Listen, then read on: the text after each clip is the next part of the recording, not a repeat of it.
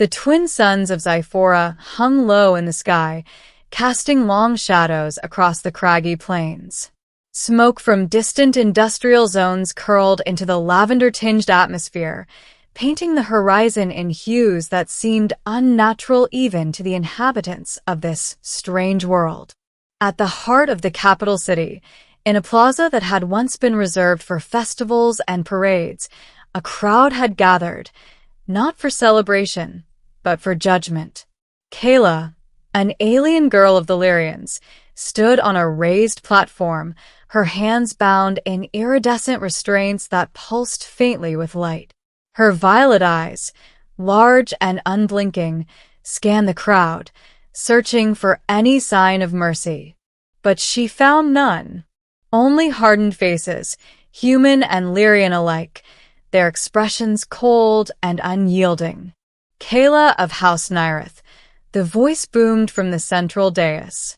It was deep, resonant, and unforgiving. Governor Tharn stepped forward, his armored cloak rustling like dry leaves. You are accused of violating the Code of Unity. You have consorted with an alien from the Terran colonies, endangered the safety of our people, and attempted to flee Xiphora. How do you plead? Kayla's throat felt dry, her heart thudding like a drum in her chest. She opened her mouth, but the words that came out were thin, almost a whisper. I did what I had to. The crowd murmured. The Lyrians' legal system, while ancient and ceremonious, was merciless. Execution was not uncommon. Her fate had been sealed the moment she was discovered leaving the northern sectors with her companion, a human boy named Eli.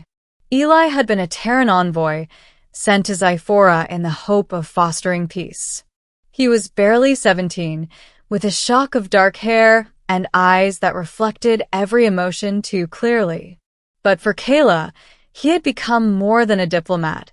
He had become her protector, her friend, perhaps even her only hope. And now, as the gavel-like strike of Tharn's ceremonial mallet echoed across the plaza, Kayla knew she had none left.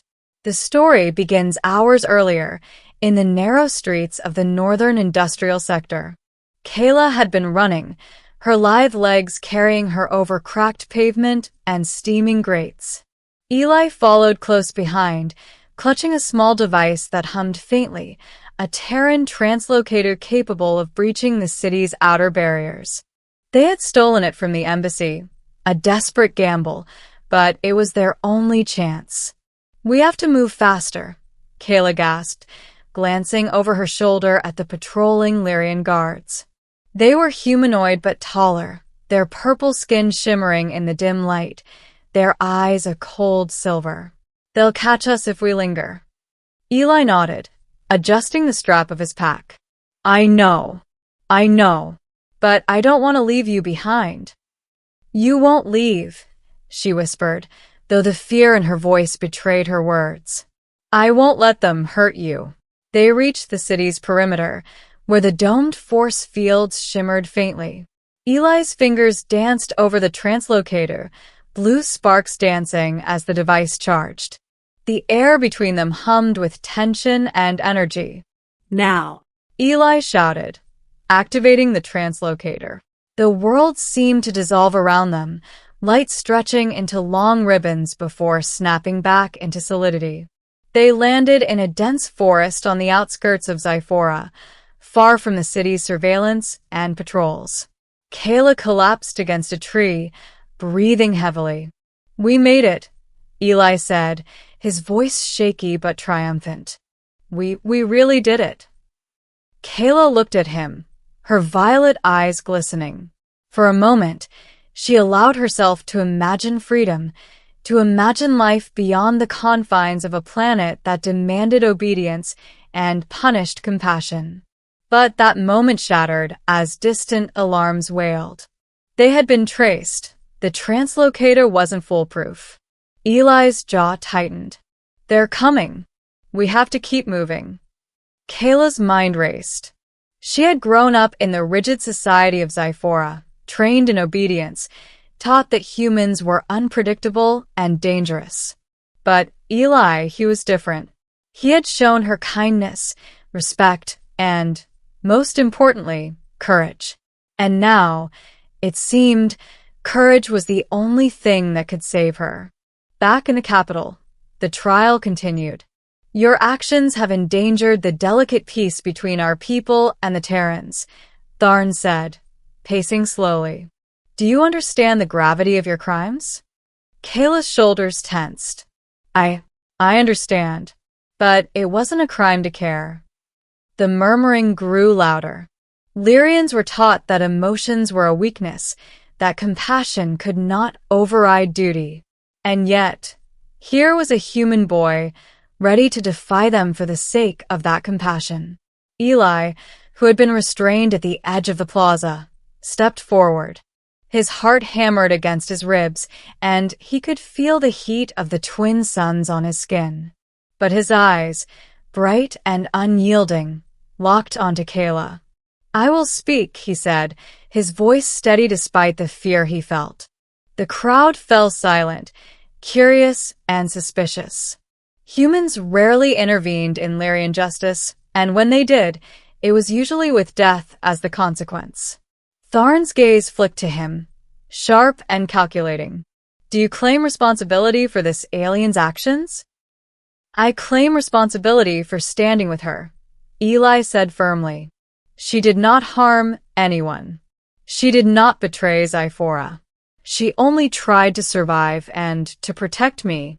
If you are to punish anyone, punish me. But do not punish her. The plaza erupted into whispers. Lyrians had never seen such defiance from a human, especially not one so young. Tharn's expression darkened. You do not understand our laws, he said, voice booming. You are human. You have no authority here. You cannot dictate our justice. Maybe not, Eli replied, but I am willing to die for her, if that is what it takes. And maybe, just maybe, if you see that, you'll realize she was never the enemy. The silence that followed was heavy.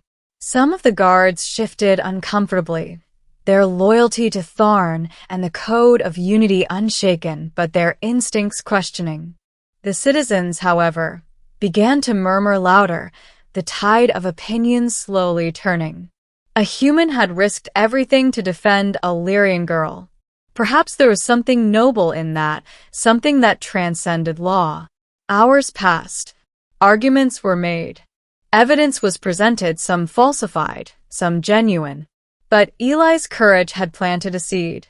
When Tharn finally raised his hand to deliver the verdict, he hesitated, a rare crack in his authority. Kayla's mind drifted, thinking of all the moments she had shared with Eli. The way he had shown her the Terran stars projected in the embassy, teaching her constellations by name. The way he had laughed when she stumbled over Terran slang. The way he had risked everything just to keep her alive. And now she realized it was her turn to act. Wait, she said, her voice trembling but loud enough for all to hear. If he is willing to die for me, then I will face death with him, but not alone. I refuse to be punished for caring, for trying to survive, for choosing life over obedience. Let us stand together.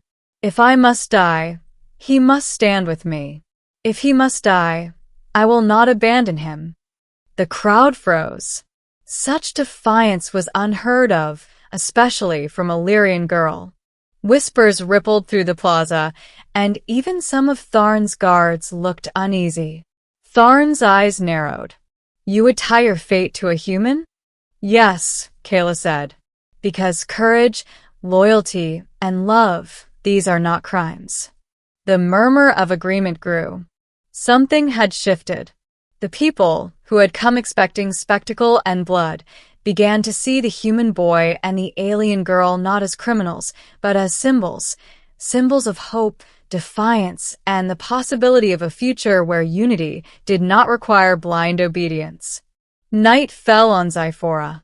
The twin suns dipped below the horizon, leaving only the soft glow of the city lights and the pale shimmer of distant moons. Tharn convened a council in secret, debating feverishly. Execution would set a precedent, but public sentiment had begun to lean toward mercy. Finally, as the stars rose and cast their silver light across the capital, Tharn returned to the plaza. His voice was calmer now, though still authoritative. "Kayla of House Nyrith, Eli of Terran origin," he began. "Your actions were reckless, defiant, and dangerous. Yet the courage you have shown has revealed something the Code of Unity cannot ignore: the value of empathy, even across species. In light of the extraordinary circumstances, your sentences are suspended. You are free to go, under the watch of the Terran Embassy and my council." The plaza erupted in cheers. Kayla blinked, unable to believe her ears. Eli's grin was wide and unrestrained, and he reached for her hand. "Did you really think they'd let me die without a fight?" he joked, though his voice shook with relief. Kayla laughed softly, tears pricking her eyes. I thought I'd have to face it alone." "Never alone," Eli said firmly. "Not while I'm here." As the crowd dispersed, the two of them walked side by side through the city streets. Zyphora was still a world of rigid laws and harsh judgment, but something fundamental had changed. The citizens had witnessed courage, compassion, and the defiance of fear. Perhaps, in time, the society itself could learn that law was not always justice, and obedience was not always right. They paused at the edge of the city, looking out toward the horizon where the twin suns would rise again. Kayla turned to Eli, her violet eyes reflecting the soft light. "Do you think it's really over?" she asked. "For now," Eli said, tightening his grip on the translocator. "But the universe is bigger than any law, bigger than any council. And wherever we go, we'll face it together." Kayla nodded, feeling hope bloom where fear had once resided. She had faced execution, stared death in the eyes, and found courage not just in herself, but in someone who had believed in her when the world had not.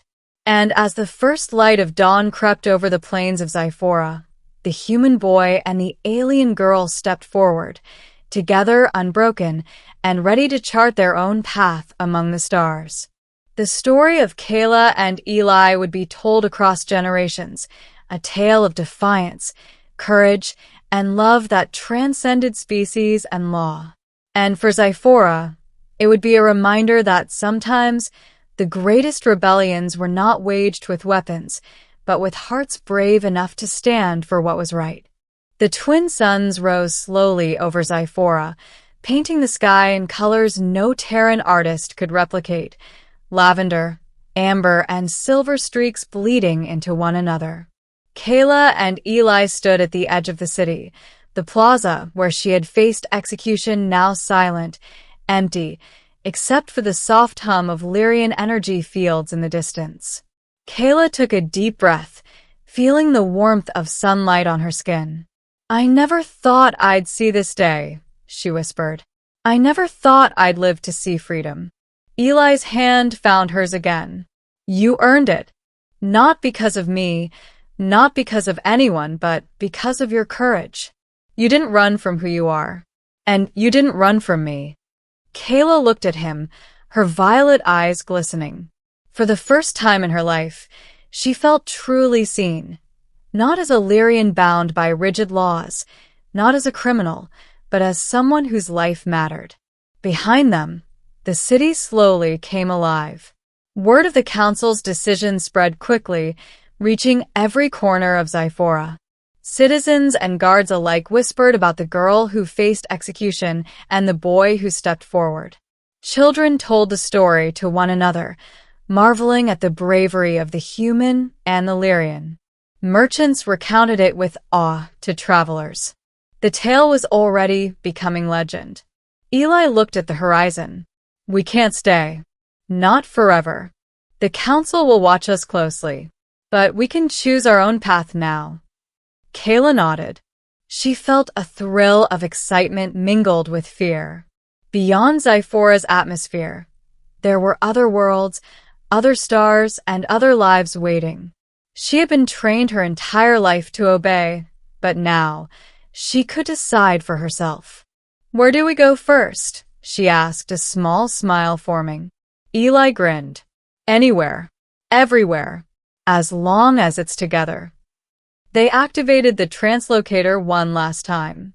The familiar hum of energy surrounded them, warping the air into ribbons of light.